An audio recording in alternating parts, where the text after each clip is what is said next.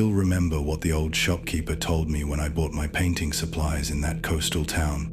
Every artist who stays at Blackrock Lighthouse returns changed, if they return at all. I laughed it off then, thinking it was just local superstition, meant to entertain tourists. I was a reasonably successful painter from the city looking for isolation and inspiration, and the abandoned lighthouse keeper's quarters seemed perfect for my artistic retreat. The lighthouse itself still functioned automatically, but the keeper's house had been empty for years, available for rent at a suspiciously low price. I should have wondered why no one stayed there long. The first few days were exactly what I hoped for, peaceful and productive. I set up my easel by the large bay windows that faced the churning ocean and began capturing the dramatic seascape, the craggy rocks, and the majestic lighthouse tower itself. The light was perfect, changing throughout the day in ways that gave the same scene entirely different moods. I worked feverishly, completing 3 canvases in just 2 days, more inspired than I had been in years. At night, I would fall into an exhausted sleep, lulled by the distant foghorn and the rhythmic flashing of the lighthouse beam that swept through my bedroom window every 30 seconds. It was on the 4th night that I first noticed something strange. I woke suddenly at 3:17 a.m. The time burned into my memory because I checked my phone immediately, feeling disoriented and unsettled. The lighthouse beam swept across my room as it had every night, but this time, in that brief moment of illumination, I thought I saw someone standing in the corner of my bedroom, just a silhouette, gone when the darkness returned. I convinced myself it was just the shadow of my coat hanging on the door, my mind playing tricks in the unfamiliar setting. The next morning, I approached my latest painting, a view of the lighthouse against a stormy sky, and noticed something I had no memory of adding. A small, dark figure standing at the top of the lighthouse, barely visible against the dark clouds. I assumed I must have absent-mindedly included it, perhaps inspired by thinking about the lighthouse keepers of the past. I started a new canvas that day, this time focusing on the interior of the lighthouse itself, the spiraling staircase that I had explored during my first day here. As I painted, I kept feeling like someone was watching over my shoulder, that prickling sensation on the back of my neck that made me turn around repeatedly, finding nothing but empty rooms and silence. That night, I dreamed of climbing the lighthouse stairs, reaching the top to find not the giant lens and light mechanism, but a room full of canvases, all turned to face the walls. In my dream, I slowly turned one around, then woke up gasping, unable to remember what I had seen but filled with inexplicable dread. The next morning, I examined my paintings, spreading them out in the living room to see my progress. That's when I noticed it in every single one, small details I had no memory of painting. In my seascape, there were 3 tiny figures standing on the rocks below. In my sunset view, a face seemed to be forming in the clouds, and in my lighthouse interior painting, which I had left unfinished on the easel, someone had added a shadowy figure on the stairs, looking up toward the viewer. I felt cold sweat form on my forehead as I realized I couldn't have painted these details. Yet there they were, in my style, with my paints. I considered leaving immediately, but told myself there must be a rational explanation. Perhaps I was working so intensely that I was entering some kind of flow state where I didn't remember adding these elements. Or maybe, more troublingly, I was experiencing some kind of dissociative episodes. Rather than flee, I decided to set up an experiment. I started a new painting, a simple one of the keeper's cottage itself. From the outside, I took a photo of the canvas when I stopped for the day, making sure it contained nothing but the building and surrounding landscape. That night, I locked my studio door and pushed a chair against it, then set an alarm for every hour so I wouldn't sleep too deeply.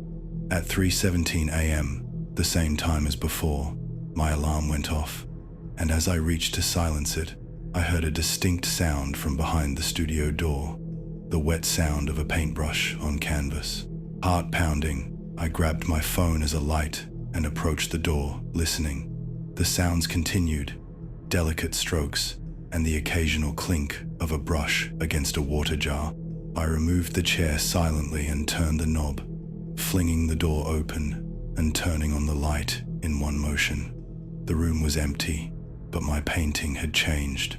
Now there were 3 figures standing in the windows of the keeper's cottage I had painted, pale faces pressing against the glass, staring out at the viewer. One of my brushes sat in the water jar, the water tinted with fresh paint. I stumbled backward, knocking over an empty canvas. As it clattered to the floor, I heard whispers, too faint to make out words, but unmistakably human voices coming from all around me. I ran back to my bedroom, locked the door, and sat with my back against it until morning. The beam of the lighthouse sweeping rhythmically through my window, revealing nothing but my own terror, reflected back at me in the glass. When daylight finally came, I forced myself to return to the studio. In the harsh light of day, I could see that all of my paintings had changed overnight. Each one now contained multiple figures, some more defined than others, but all with the same hollow-eyed expressions, all seeming to look out from the canvas directly at me. With shaking hands, I took out my phone and compared the photo I had taken with the painting now on the easel. There was no denying it. Something, or someone, was altering my work while I slept. I began researching the Lighthouse's history, downloading articles and old newspaper clippings about Black Rock Lighthouse from the local historical society's website. What I found made my blood run cold. Over the past century, 7 lighthouse keepers had committed suicide here, most by throwing themselves from the top of the tower. 2 others had gone missing, their bodies never recovered. And in 1962, a keeper named Thomas Wakefield had allegedly gone mad, claiming the previous keepers were watching him through his drawings. Before being taken away to an asylum, he had destroyed every mirror in the lighthouse, saying they were portals that allowed the dead to observe the living. The article mentioned that Wakefield had been an amateur artist who kept detailed sketchbooks. Those sketchbooks were now part of the Historical Society's collection, deemed too disturbing for public display. I realized with growing horror that I had unknowingly stepped into the same nightmare. The previous keepers weren't gone. They were trapped somehow, between worlds, and they were using my paintings as windows, watching me, reaching out to me, perhaps hoping to trade places. That evening, as the sun set and the lighthouse beam began its nightly rotation, I made my decision. I gathered all of my paintings, completed and in progress, and took them outside to the rocky cliff edge. I doused them with turpentine from my supplies and set them ablaze, watching as the faces in the paintings seemed to contort in silent screams as the flames consumed them. As the last canvas burned to ash, I felt the watching presence lift, like a weight removed from my shoulders. I spent one final night in the keeper's cottage, sleeping soundly for the first time in days. In the morning, I packed my remaining supplies and left, never to return. I haven't painted since that day, not so much as a doodle on a napkin. I can't risk opening that door again, creating a window that they might use to find me. Sometimes, when I close my eyes, I can still see them, the hollow-eyed faces of the lighthouse keepers, trapped in that liminal space between worlds. And sometimes, at exactly 3:17 a.m., I wake with a start, feeling like someone is standing in the corner of my room, watching, waiting for me to pick up a brush again. So I never will, because I know the truth now. Every painting is a window, and sometimes, something looks back through.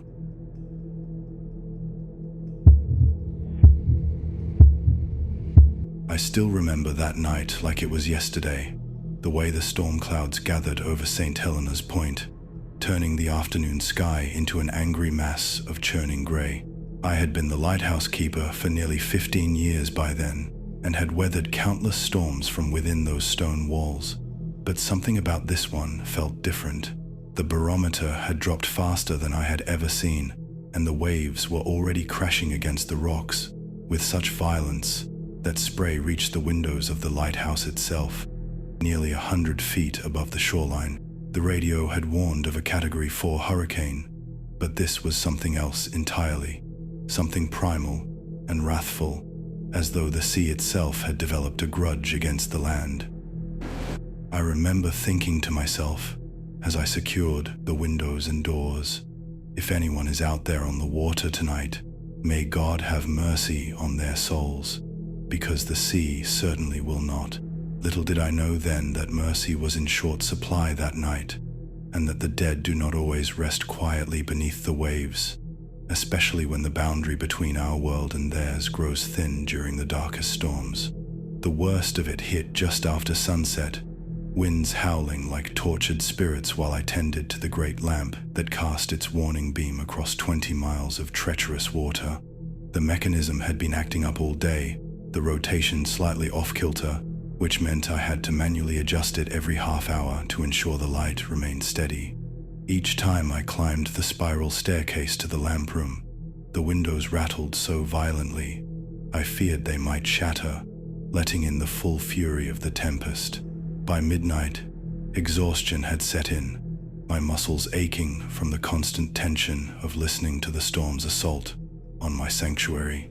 It was during one of these adjustments, as lightning illuminated the churning waters below, that I first noticed something strange along the shoreline. Even through the rain-lashed windows, and from such a height, I could make out what appeared to be a line of seaweed trailing up from the water's edge toward the lighthouse path. Telling myself it was simply debris washed up by the extraordinary tide, I returned to the keeper's quarters one level below, made a pot of strong coffee, and tried to ignore the growing sense of unease that had settled in my stomach like a cold, heavy stone. The first knocking came at 2:17 a.m.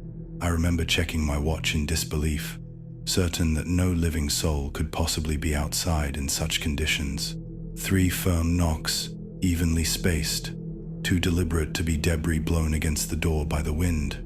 When I called out, there was no response, only the howling of the gale outside. Despite every instinct warning me not to, I approached the heavy oak door, the beam of my flashlight revealing nothing through the small reinforced window except sheets of rain.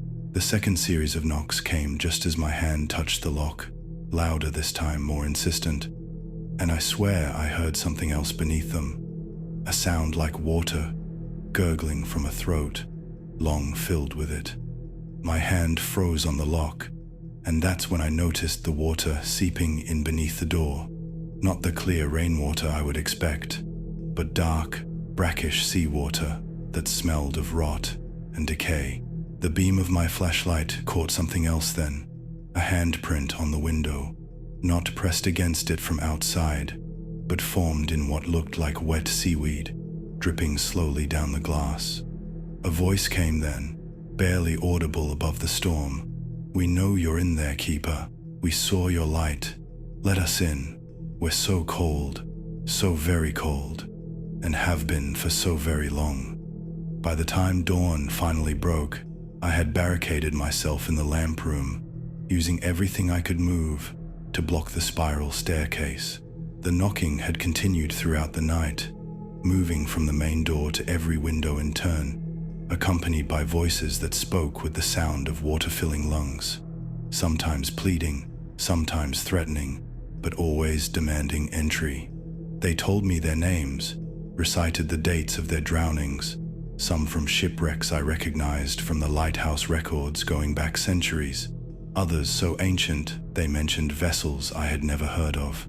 Through the small gap I left in my barricade, I had glimpsed them only once, when lightning struck so close, it momentarily outshone the lamp itself.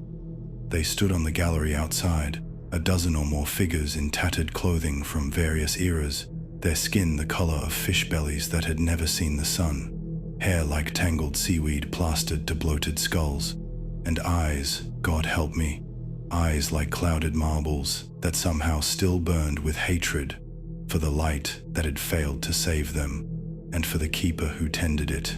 The storm began to abate with the first light of dawn, and with it, the knocking ceased. When I finally found the courage to descend the stairs and check the security cameras that monitored the lighthouse exterior, the footage showed only the storm. No figures, no knocking, though every door and window bore the same seaweed handprints I had seen, now dried and crumbling in the morning light. They say the mind can play tricks during prolonged isolation, especially when combined with exhaustion and the stress of a violent storm. That's what the Coast Guard told me when they arrived 3 days later, after I had failed to make my scheduled radio check-ins. They found me still in the lamp room, the barricade rebuilt each night, even though the storm had long passed.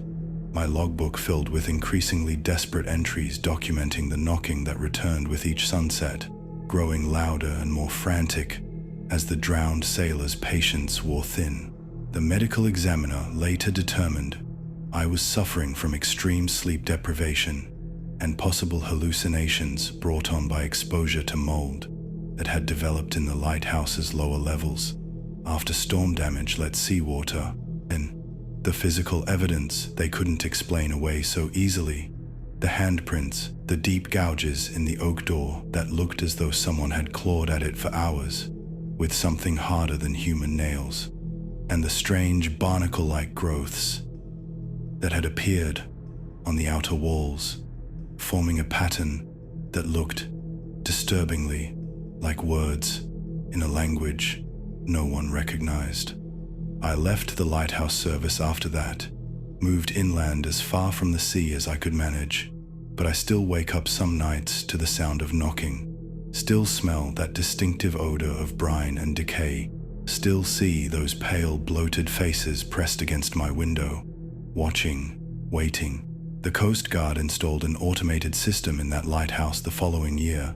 No keeper required, but I've heard from former colleagues that no technician will stay there overnight for maintenance, not since 3 of them disappeared during a storm last winter.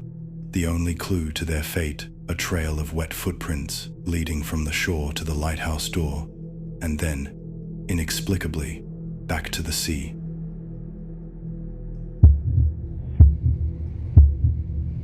The sea has a way of playing tricks on a man's mind, especially when you're alone with nothing but the crash of waves and the mournful cry of distant foghorns to keep you company. I've been the keeper at Black Rock Lighthouse for nearly 20 years now, and I always prided myself on my steady mind and unwavering focus. A lighthouse keeper can't afford to be careless or distracted, not when sailors depend on your light to guide them safely through treacherous waters. I remember the first time I saw him, though I tried to convince myself it was just a shadow playing on the wall or maybe a reflection in one of the many windows that circle the tower. I was making my usual midnight rounds, checking the massive lamp, making sure the mechanism was turning properly, when I caught a glimpse of movement from the corner of my eye. When I turned, there was nothing there, but I couldn't shake the feeling that someone had been watching me, studying my movements, learning my patterns. I convinced myself it was nothing, just the isolation getting to me after 3 months alone on this rock. But deep down, I knew something had changed in my sanctuary. The next few days passed without incident, and I almost managed to forget about that strange moment of unease. The weather had turned, as it often does in late October, bringing with it a thick blanket of fog that swallowed the lighthouse whole, cutting me off completely from the mainland. I was in the kitchen preparing a simple dinner when I heard footsteps above me, slow and deliberate, matching the exact rhythm of my own when I climbed the spiral stairs. My blood ran cold as I listened to them circle the lantern room, exactly as I do during my hourly checks. I grabbed my old revolver from the drawer, the one I keep for emergencies, and slowly made my way up the winding staircase. Each step I took was mirrored by another directly above me, as if someone or something was timing their movements to match mine precisely. When I reached the lantern room, it was empty, but the logbook lay open on the desk, and next to it was a cup of tea, steam still rising from its surface, the exact same tea I had just made for myself moments ago. left downstairs in my kitchen. I approached it cautiously, my hand trembling slightly as I touched the cup, finding it warm to the touch. As I peered into the amber liquid, I caught a reflection that wasn't my own, though it wore my face, the eyes darker, the smile all wrong, twisted in a way that made my stomach turn. The nights that followed were a torment of paranoia and fear. I would catch fleeting glimpses of him, always at a distance, always just out of reach. Sometimes on the rocks below, staring up at the lighthouse with my own weather-beaten face.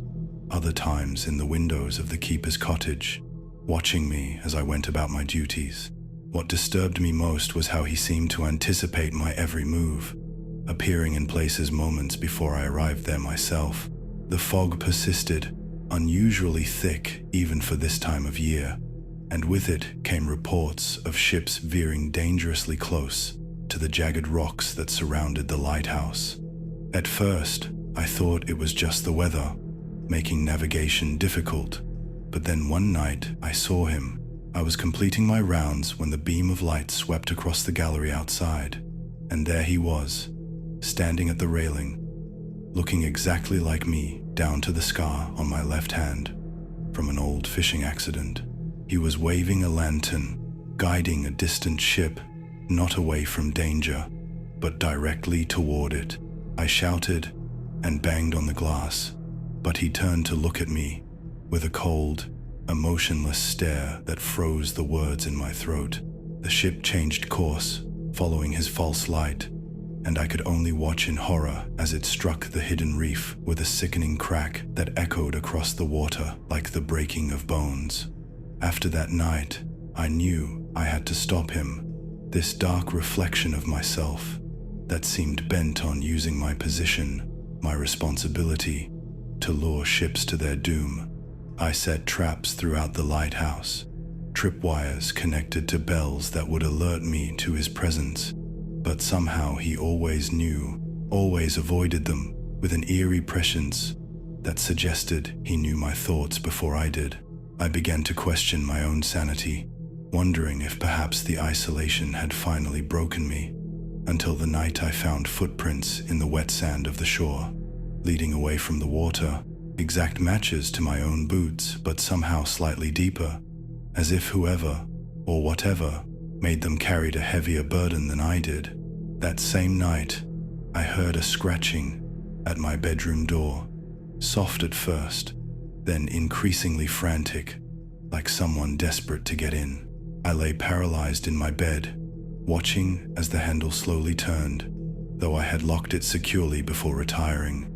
The door opened just a crack, and through it, I could see an eye, my eye, staring back at me with a hunger that was not human. I fired my revolver at the door, and the eye vanished. But when I gathered my courage to look outside, there was no blood, no body, just a set of wet footprints leading up to my door, and then back down the stairs.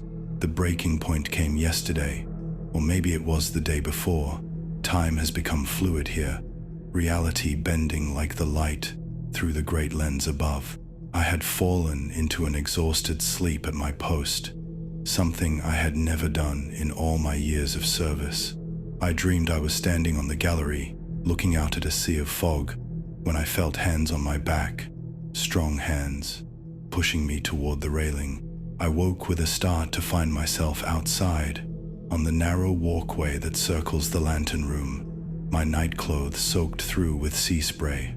No memory of how I had gotten there.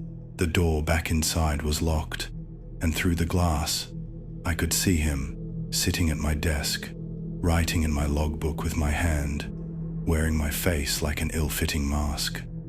That's when I realized the truth that had been staring me in the face all along. He wasn't trying to replace me. He already had.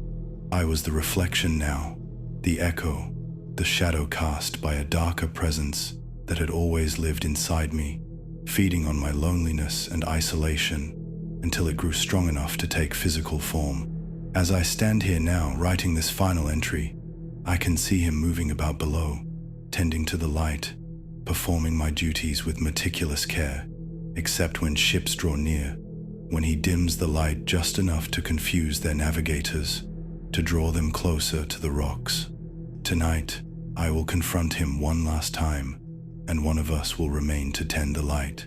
If you're reading this and the keeper who greets you has a smile that doesn't quite reach his eyes, if his movements seem too precise, too practiced, as if he's performing a role he's studied but doesn't quite understand, then know this: I failed, and what wears my face is not me at all, but something that has always lived in the shadows between the sea and the shore, in the space between lightning and thunder, in the moment between sleeping and waking, when you're not quite sure if you're still dreaming.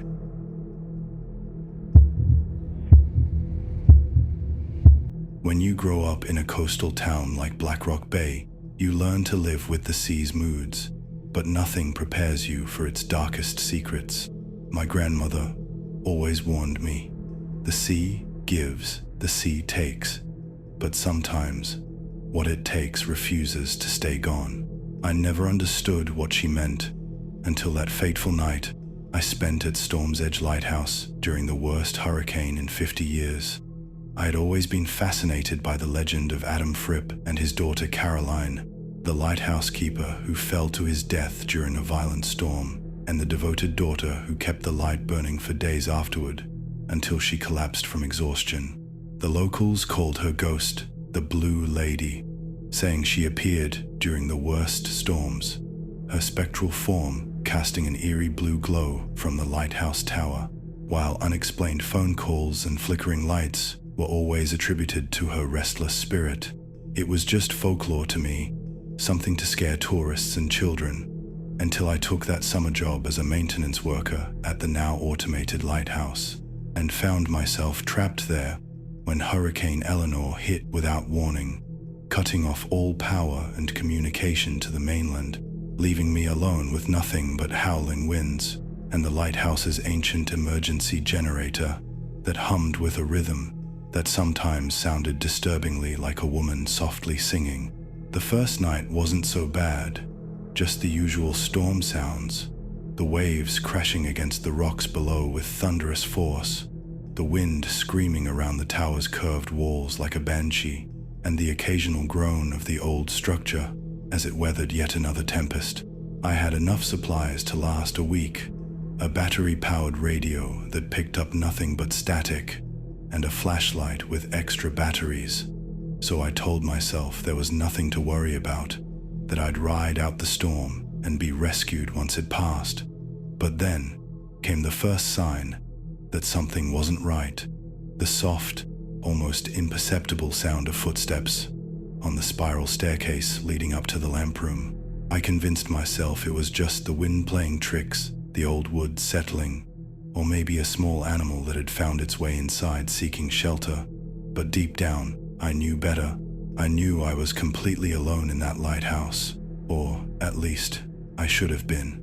The footsteps continued throughout that first night, always stopping just outside whatever room I was in, never entering, never revealing their source, just letting me know I was being watched, followed, studied by something unseen. By morning, when grey light filtered through the rain-lashed windows, I had almost convinced myself it was all in my head, a product of isolation and the haunting tales I'd heard about Caroline Fripp, until I found the wet footprints leading from the entrance up the stairs, small like a young woman's, disappearing halfway up, as if their owner had simply vanished into thin air. The second day brought new terrors as the hurricane intensified. The ancient radio on the control room desk, the one that hadn't worked in decades, according to my supervisor, suddenly crackled to life with static and a faint voice calling through the white noise. "Father, Father, please wake up. I can't do this alone anymore." The voice was young, female, filled with exhaustion and desperation, sending chills down my spine as I realized I was hearing the voice of a girl long dead, the tragic Caroline Fripp in her final days of keeping the light burning after her father's fatal fall. I tried to turn off the radio, unplugged it, even removed the batteries, but still it played, the voice growing stronger, more insistent, pleading for help that would never come, telling me how cold she was, how tired, how the light must stay on no matter what, because ships were counting on her, just as they had counted on her father. That night, as the storm reached its peak ferocity, the lighthouse lamp began to malfunction. Though the automated system should have kept it running smoothly, it began to flash erratically, sending out a pattern I later learned was from the manual operation days, a specific sequence that lighthouse keepers of old used as a warning, not of shallow waters or hidden rocks, but of imminent danger, a keeper's distress signal that hadn't been used in over a century. The third day brought a brief, eerie calm as the hurricane's eye passed over, allowing me a few hours of deceptive peace before the worst was yet to come. I used this time to explore the lighthouse more thoroughly, hoping to find a working phone or radio to call for help. And that's when I made the most disturbing discovery of all, a small room at the base of the tower that had been sealed off, its entrance hidden behind an old bookcase in the keeper's quarters. Inside was a child's bedroom, preserved as if frozen in time, with a small bed, a worn teddy bear, and a journal on the nightstand, its pages filled with the increasingly desperate writings of Caroline Fripp as she documented her father's death and her own declining health. The final entry simply read, "The light is getting dimmer, or maybe it's my eyes. I'm so cold now, but I must keep going. I promised Father I would never let the light go out, even if it takes forever." As I read those words, the temperature in the room plummeted, my breath forming clouds in the suddenly frigid air.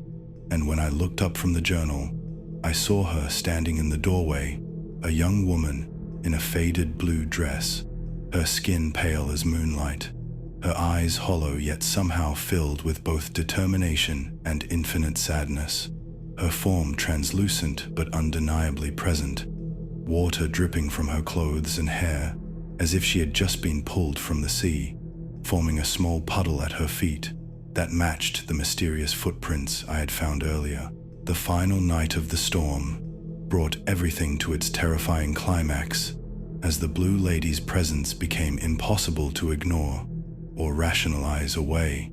She was everywhere in the lighthouse, her soft footsteps following me from room to room, the lights flickering in her wake, the ancient phone in the control room ringing with no one on the other end, just the sound of waves and a young woman's labored breathing.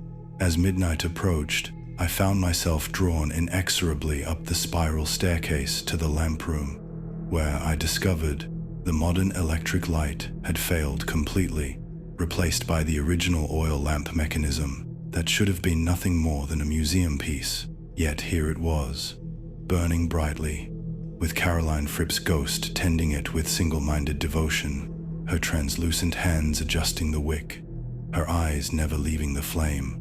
When she finally acknowledged my presence, her voice came not from her spectral form, but seemed to emanate from the lighthouse itself, the walls, the floor, the very air around me vibrating with her words. "I've kept it burning all these years, through every storm, every dark night, just as I promised Father I would. But I'm so tired, so very tired. And now you're here. You can take over. You can keep the light burning for me." In that moment, I understood with horrifying clarity what she wanted, why I had been drawn to this place, why the storm had trapped me here. She needed a replacement, someone to continue her eternal vigil, and she had chosen me. As the realization dawned, the ghost of Caroline Fripp smiled for the first time, a look of relief washing over her features as she began to fade, and the burden of her century-long duty lifting as it transferred to me. And though I ran, though I fought, though I screamed and pleaded, I felt something fundamental changing within me, as if part of my very soul was being hollowed out and replaced with her single-minded purpose, to keep the light burning, always and forever, no matter the cost. when people ask about the scariest night of my life, I always hesitate to share this story because it brings back feelings that still haunt my dreams. It all began as an adventure, a weekend getaway planned by my friends and me, hoping for something memorable. We decided on visiting an old lighthouse perched at the edge of a rocky cliff, a place that seemed peaceful, yet isolated enough for an exciting escape. The lighthouse was run by an elderly keeper named Samuel, whose quiet nature and piercing eyes made us uneasy from the very start. As we arrived, dark clouds gathered over the sea, and Samuel welcomed us with a forced smile, his voice barely louder than the wind outside. Everything seemed normal at first, but something about the place felt strange, as if the walls themselves were watching us. Samuel showed us to our rooms quickly, avoiding our eyes, and told us not to enter the basement. It was off limits because of dangerous equipment, he said, but curiosity tugged at us, whispering that something more sinister was hidden below. We laughed off our worries, believing they were just silly fears caused by the storm quickly approaching. The first sign something was truly wrong came that evening when the lighthouse beam flickered erratically, casting odd, dancing shadows through the windows. Samuel hurried up the tower to fix it, but the light continued to blink in an unsettling rhythm. As darkness fell completely, the storm hit with full force, trapping us inside the lighthouse as waves crashed violently against the cliff. Trying to calm our nerves, we sat together in the small kitchen, but we couldn't shake the feeling of being watched. The flickering light outside made the shadows inside twist and stretch unnaturally across the walls. Every time the light flashed, strange figures appeared briefly in corners of our eyes, vanishing before we could fully look at them. Samuel returned, visibly shaken and muttering about old wires and outdated machinery, but his hands trembled suspiciously. The more he reassured us, the less we believed him. Our knees grew stronger as the wind howled relentlessly, making the lighthouse creak and groan under its force. Sleep felt impossible. Anxiety and fear took hold, making each minute seem longer than the last.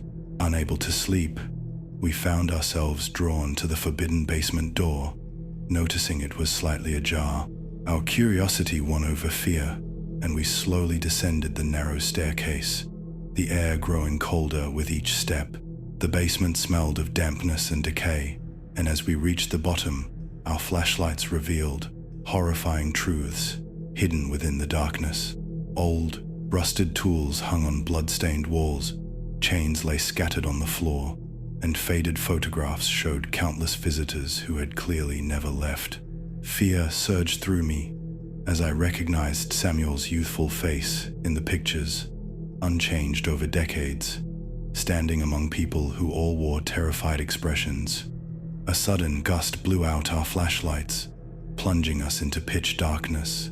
Panic set in as whispers echoed around us, voices pleading for help, cries begging us to run.